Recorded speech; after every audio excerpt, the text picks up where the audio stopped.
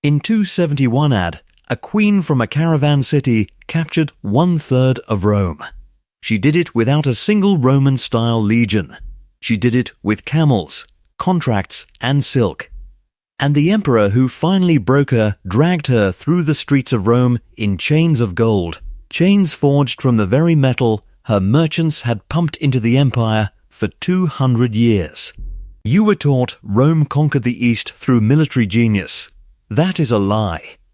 Rome survived the East because one desert city agreed to feed it. This is ancient merchant's world. Her name is Zenobia. The year is 269 AD. She stands on a rooftop in a city the Romans call Palmyra and the locals call Tadmor, and she is doing the math that will end her dynasty.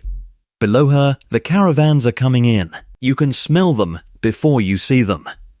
Camel sweat, frankincense smoke, the sour bite of fermented date wine in cracked clay jars.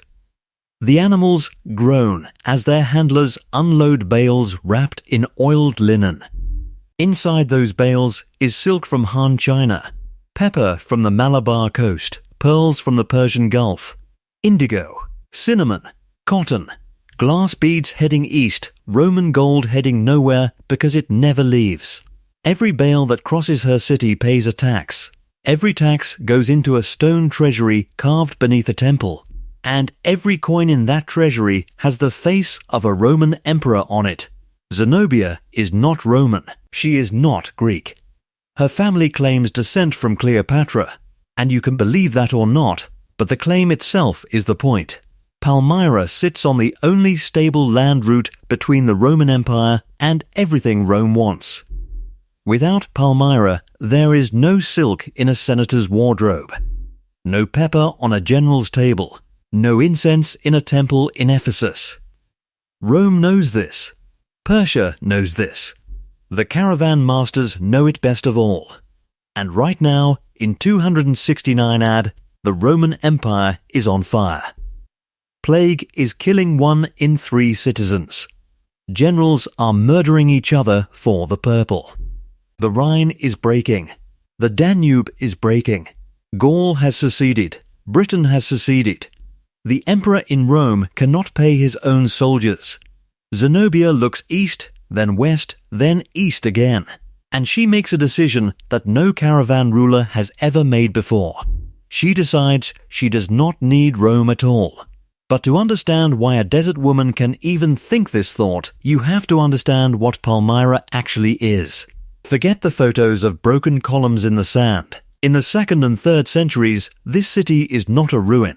It is a financial capital. It is Dubai before there was a Dubai. It is Singapore with camels. Walk into it through the Damascus Gate around 150 AD. The main street runs for over a kilometer, lined on both sides by limestone columns the color of honey. Each column has a small bracket halfway up. On that bracket stands a statue.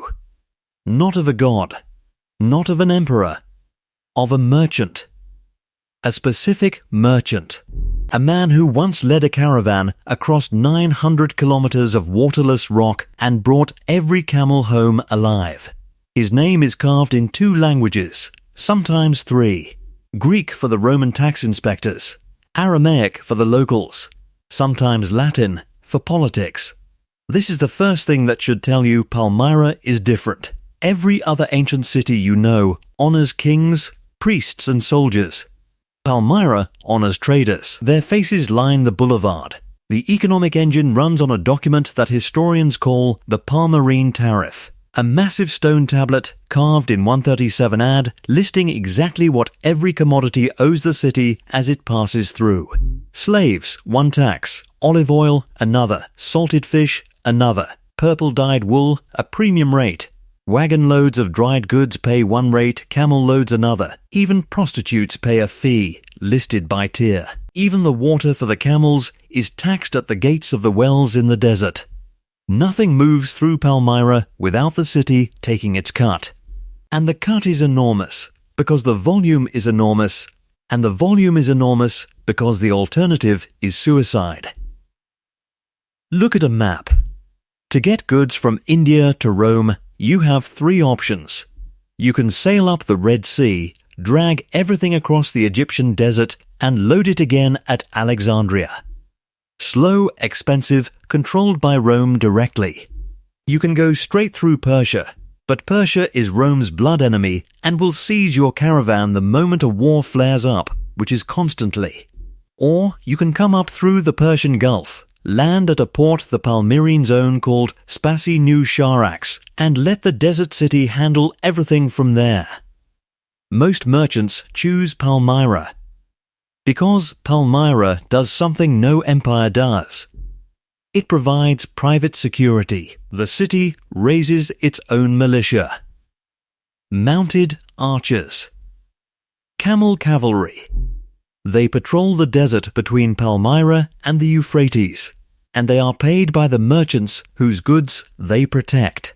There are stone inscriptions of caravan leaders thanking specific officers for getting a shipment of slaves and purple cloth home without losing a single bale.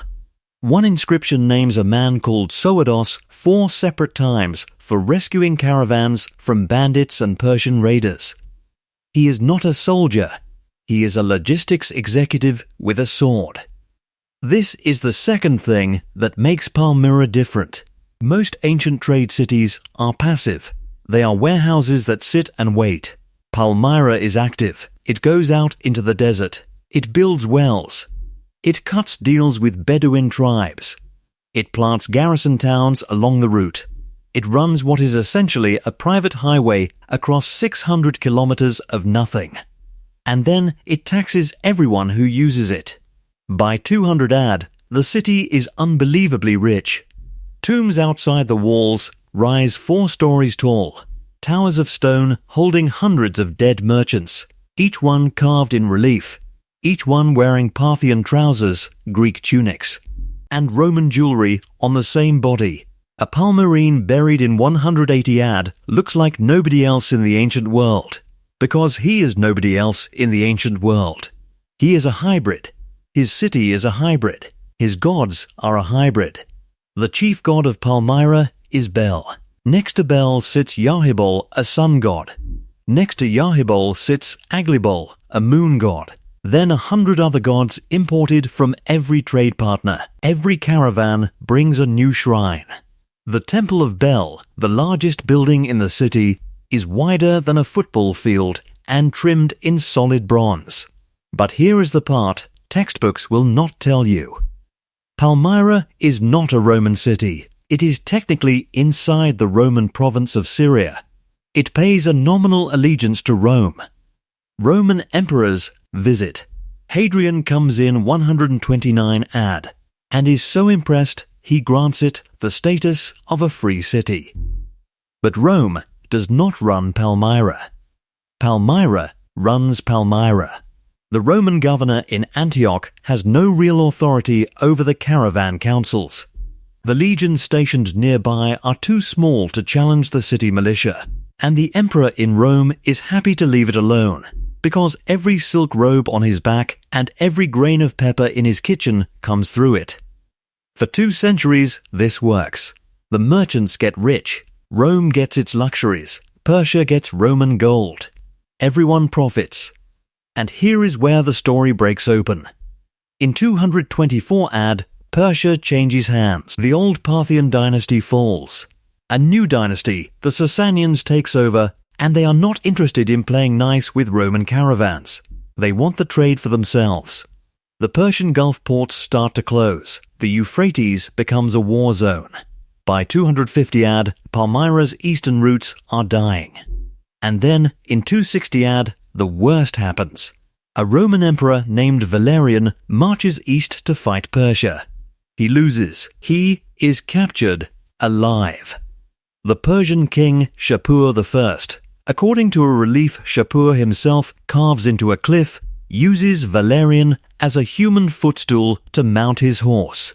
Whether or not the footstool is real, Valerian is the only Roman emperor in history taken alive by a foreign enemy. He dies in captivity. His skin is allegedly stuffed and hung in a Persian temple. Rome is broken. Rome cannot respond. The eastern frontier is wide open. And from Palmyra, a man named Odeionathus, Zenobia's husband, looks at the wreckage and sees an opportunity no one else can see. He raises the Palmyrene militia, the same caravan guards, the same camel cavalry, the same merchant-funded archers. He turns them into an army. He marches east. He defeats the Persians twice. He drives them back across the Euphrates. He recovers Roman territory that Roman legions could not recover. The emperor, in Rome, desperate, gives Odeionathus a Roman title, Corrector of the East, effectively viceroy of everything from Egypt to Armenia. A merchant city now rules half the Roman Empire. You can feel the temperature change. You can feel the moment the world tips.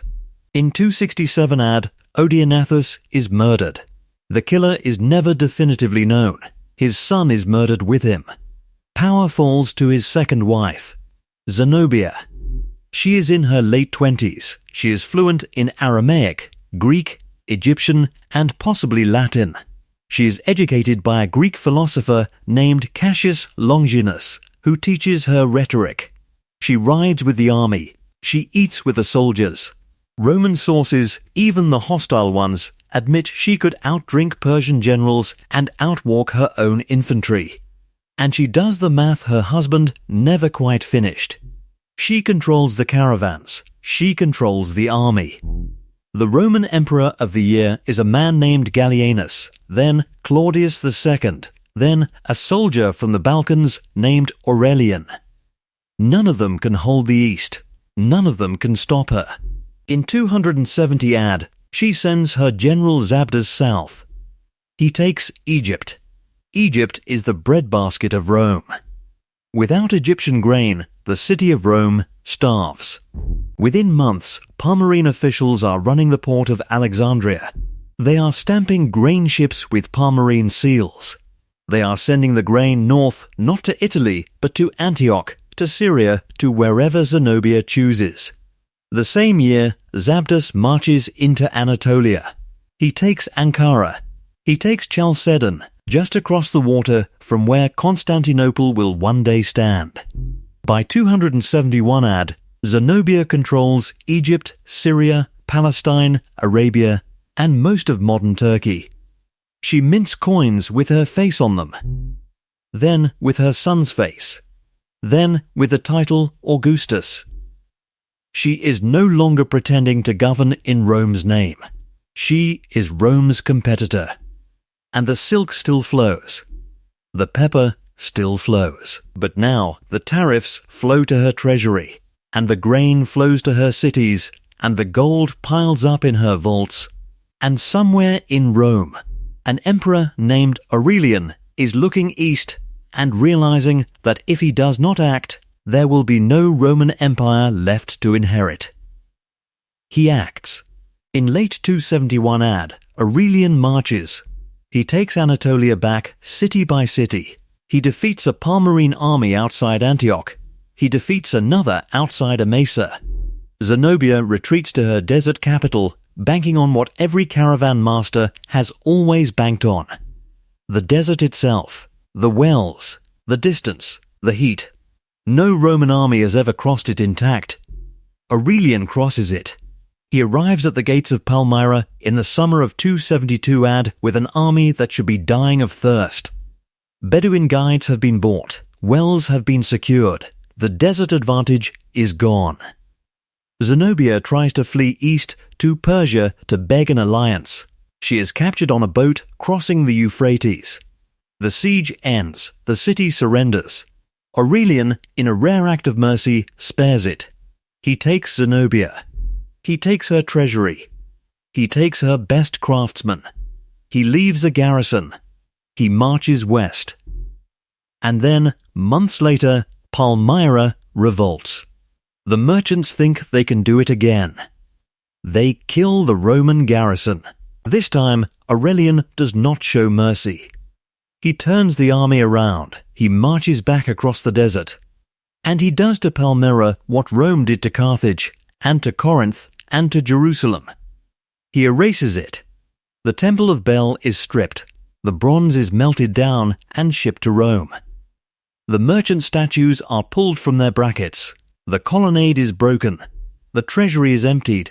The population is killed or scattered. The wells outside the city are left, but the city itself is left to the sand. Zenobia is dragged to Rome in 274 AD, in chains made, according to one source, of gold so heavy a slave had to walk beside her holding them up. She walks in Aurelian's triumph, in front of camels and silk and pepper, and the looted bronze of her own temples. She does not die in the procession. Aurelian again shows mercy. He gives her a villa outside Rome. She marries a Roman senator. Her descendants live quietly for generations. The city does not come back. A small garrison town hangs on for a century. Diocletian builds a wall. Christians build a church inside the temple. Arabs arrive in 634 AD and find a half-empty ruin. By the 1700s, European travelers stumble on the columns and assume they have found a lost Greek city. The caravans are gone. The tariffs are gone. The merchant statues are gone. The camel routes shift north to a new road through Edessa, and then east to ports the Persians control, and eventually, centuries later, to the sea routes that Portuguese and Dutch ships will dominate from the Indian Ocean. The desert keeps the ruins. The world forgets the city. And here is the part that should make you stop the video. You are watching this on a device that traveled through choke points. The lithium in your battery came through a port in Chile. The components were assembled in a city in southern China that exists for one reason. It sits on a global trade route. The shipping containers that carried it crossed the Strait of Malacca, where one ship's worth of goods can be worth more than Palmyra's entire annual revenue. There is a city right now, today, doing exactly what Palmyra did. It taxes goods that pass through. It provides security. It mints fortunes from the friction between two civilizations that do not trust each other. You can name 3 of them in 5 seconds. Singapore, Dubai, Hong Kong. Every one of them is one war away from becoming a field of broken columns. That is not a metaphor. That is the lesson of Palmyra. Wealth built on being in the middle of 2 giants lasts exactly as long as the giants agree to let you be in the middle. The day they stop agreeing, the caravans stop coming. The taxes stop flowing. The statues come down. The desert moves back in. Zenobia knew this. She tried to stop being in the middle by becoming a giant herself. It almost worked. It did not work. You were taught that Rome conquered the world with legions. The truth is older and harder. Rome conquered the world by buying it. And the moment a smarter buyer appeared in the desert, Rome had to choose between its empire and its merchants. It chose its empire. And it lost its merchants. And within 200 years, it lost its empire too. The columns are still there. The spring at the edge of the city still runs. The tariffs are gone. The queen is gone. The silk is gone. The desert won, as the desert always wins. What would you have done if you were Zenobia in 270 AD, holding the keys to the Silk Road, watching Rome bleed out, knowing the wealth of 2 continents was passing through your gates? Would you have stayed loyal to a dying empire? Or would you have done what every merchant in history has done when the giant falls asleep? Subscribe to Ancient Merchants World. The next video tells you the story of the man who broke the Silk Road's monopoly forever. A Venetian, a teenager, a Mongol court, and a single book that turned a private trade secret into a continent-wide gold rush.